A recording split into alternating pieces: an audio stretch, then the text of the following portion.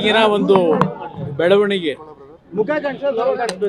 ಯಾವ ಒಂದು ರಾಜ್ಯ ಸರ್ಕಾರ ಜಾತಿ ಗಣತಿಯ ಹೆಸರಿನಲ್ಲಿ ಶೈಕ್ಷಣಿಕವಾಗಿ, ಆರ್ಥಿಕವಾಗಿ, ಸಾಮಾಜಿಕವಾಗಿ ಒಂದು ವರದಿಯನ್ನು ಕೊಡಬೇಕು ಅಂತಕ್ಕಂಥ ಎರಡನೇ ಆಯೋಗ, ಈಗ ಮೂರನೇ ಆಯೋಗ ಇದೆ. ಕಾಂತರಾಜು ಆಯೋಗ, ಜಯಪ್ರಕಾಶ್ ಹೆಗ್ಡೆ ಆಯೋಗ, ಈಗ ಮೂರನೇ ಆಯೋಗ ಮಧುಸೂದನ್ ನಾಯಕ್ ಅವರ 10 ವರ್ಷದಲ್ಲಿ. ಇನ್ನೊಂದು ಇವತ್ತು ಆಯೋಗವನ್ನು ರಚನೆ ಮಾಡ್ಕೊಂಡಿದ್ದಾರೆ. ಇದೆಲ್ಲ ಯಾವುದೇ ರೀತಿಯ ಒಂದು ಈ ರೀತಿಯ ಆಯೋಗವನ್ನು ರಚನೆ ಮಾಡಬೇಕಾದ್ರೆ ಮೈಂಡ್ನ ಯಾವ ರೀತಿ ಅಪ್ಲೈ ಮಾಡಿದ್ದಾರೆ ಅನ್ನೋದು ಮುಖ್ಯ. ಇಲ್ಲಿ ಕೇವಲ 15 ದಿವಸದಲ್ಲಿ ಇವತ್ತು ವರದಿಯನ್ನು ಕೊಡಬೇಕು ಅಂತಕ್ಕಂಥದ್ದು. ಈಗಾಗಲೇ 9 ಜನ ನವರಾತ್ರಿ, ಇನ್ನು 6 ದಿನದಲ್ಲಿ ಎಲ್ಲಿಂದ ವರದಿ ಕೊಡ್ತಾರೆ ಇವರು? ತಗೊಳ್ಳಿಕ್ಕೆ ಸಾಧ್ಯ? ಅಂದರೆ ಕಾಂತರಾಜು ವರದಿಯನ್ನೇ ಮತ್ತೆ ಯಥಾವತ್ ಏನಾದರೂ ಬಟ್ಟಿ ಇಳಿಸ್ತಕ್ಕಂಥ ತೀರ್ಮಾನ ಮಾಡಿ ಇವ್ರನ್ನ ಮಾಡಿದ್ದಾರೆ. ಮತ್ತು ಒಂದು ಹೇಳ್ತಾರೆ ಅದು ಸ್ಟ್ಯಾಚ್ಯುಟರಿ ಬಾಡಿ, ಅದಕ್ಕೆ ನಾನೇನು ಡೈರೆಕ್ಷನ್ ಕೊಡಲಿಕ್ಕಾಗಲ್ಲ ಅಂತ ಹೇಳ್ತಾರೆ ಮುಖ್ಯಮಂತ್ರಿಗಳು. ನೆನ್ನೆ ದಿನ ಏನಾದರೂ ಬದಲಾವಣೆ ತರಲಿಕ್ಕೂ ನಮಗೆ ಪವರ್ ಇಲ್ಲ ಹೇಳಲಿಕ್ಕೆ ಅಂತ ಹೇಳಿ. ಆಗಿದ್ದು ಯಾವ ಮಟ್ಟಕ್ಕಾಗ್ಬೋದು?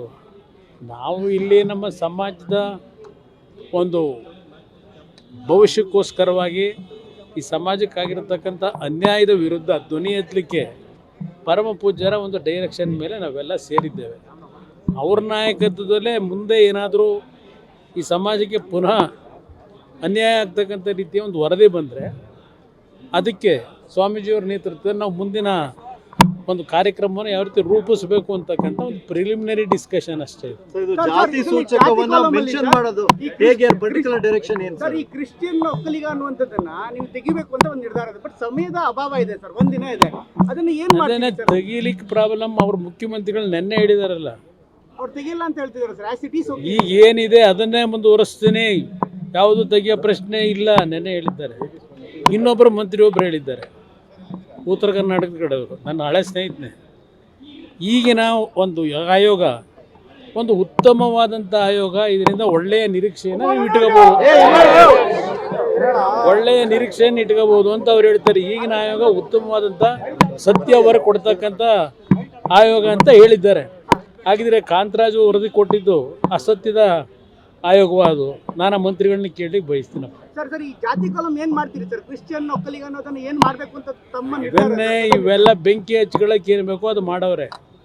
ಈ ಸರ್ಕಾರ ಈ ರಾಜ್ಯದಲ್ಲಿ ಶಾಂತಿಯಿಂದ ಏನಿದ್ದೀವಿ, ಇಲ್ಲಿ ಬೆಂಕಿ ಹಚ್ಚತಕ್ಕಂಥ ಕೆಲಸಕ್ಕೆ ಕೊನೆ ಹಂತದಲ್ಲಿ ಈ ಮುಖ್ಯಮಂತ್ರಿಗಳು ಇದೆಲ್ಲ ಯಾವುದೇ ರೀತಿಯ ಮುಂಜಾಗ್ರತೆ ಕ್ರಮವನ್ನು ತೆಗೊಳ್ಳದೆ, ಯೋಚನೆ ಮಾಡದೆ, ಎಲ್ಲ ಸಮಾಜಗಳಿಗೆ ಯಾವ ರೀತಿ ಗೌರವ ಕೊಡಬೇಕು ಅಂತಕ್ಕಂಥ ಒಂದು ಸಣ್ಣ ಕಿಂಚಿತ್ತು ಚಿಂತನೆ ಇಲ್ಲದೆ ಇವತ್ತು ಈ ಸರ್ಕಾರ ಈ ರೀತಿಯನ್ನು ಮಾಡ್ಕೊಂಡು ಹೊರಟಿದ್ದಾರೆ. ಇದಕ್ಕೆ ಪ್ರತಿಫಲ ಮುಂದೆ ಕಾಣ್ತಾರೆ ಅಷ್ಟೇ. ನೋಡಿ, ಇದರಲ್ಲಿ ಸಮಯ ಎಕ್ಸ್ಟೆನ್ಷನ್ ಮಾಡೋದು, ಸಮಯ ಕಡಿಮೆ ಮಾಡೋದು ಮುಖ್ಯ ಅಲ್ಲ. ಇದರಲ್ಲಿ ವಾಸ್ತವಾಂಶಗಳೇನಿದೆ ರಾಜ್ಯದಲ್ಲಿ, ಈ ವಾಸ್ತವಾಂಶಕ್ಕೆ ಪರಿಹಾರವಾಗಿ ಸರಿಯಾದ ರೀತಿ ಪರ್ಯಾಯವಾಗಿ ತೀರ್ಮಾನ ತಗೋಬೇಕಲ್ಲ. ಈಗ ಉದಾಹರಣೆಗೆ ನಾನು ನಿಮ್ಗೆ ಹೇಳೋದು, ಇವತ್ತು ಬಹುಶಃ ಈ ರಾಜ್ಯದಲ್ಲಿ ದೊಡ್ಡ ಮಟ್ಟದಲ್ಲಿ ಪೆಟ್ಟು ಬಿದ್ದಿರತಕ್ಕಂಥದ್ದು ಒಕ್ಕಲಿಗ ಸಮಾಜಕ್ಕೆ. ನಾನು ಜಾತಿಗೋಸ್ಕರವಾಗಿ ವ್ಯಾಮೋಹದಲ್ಲಿ ಹೇಳ್ತಾ ಇಲ್ಲ.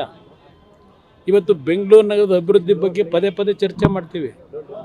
ಬೆಂಗಳೂರು ನಗರದ ಅಭಿವೃದ್ಧಿ ಬಗ್ಗೆ, ಬೆಂಗಳೂರು ನಗರಕ್ಕೆ ಕಳೆದ 25-30 ವರ್ಷದಲ್ಲಿ ಕೆಂಪೇಗೌಡರು ನಿರ್ಮಾಣ ಮಾಡಿದಂಥ ಈ ಒಂದು ಭಾಗದಲ್ಲಿ ಎಷ್ಟು ಜನ ರೈತರುಗಳ ಭೂ ಸ್ವಾಧೀನ ಆಗಿದೆ ಡೆವಲಪ್ಮೆಂಟ್ ವರ್ಕ್ಗೆ.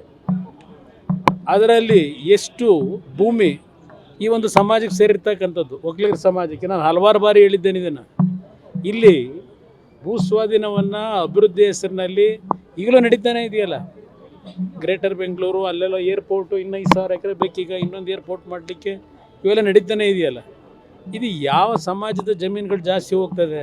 ಬೇರೆ ಸಣ್ಣ ಪುಟ್ಟವ್ರದ್ದು ಇರ್ಬೋದು, ಹೆಚ್ಚಿನ ಒಂದು ಜಮೀನು ಕಳ್ಕೊಳ್ತಕ್ಕಂಥವ್ರು ಒಕ್ಕಲಿಗ ಸಮಾಜ.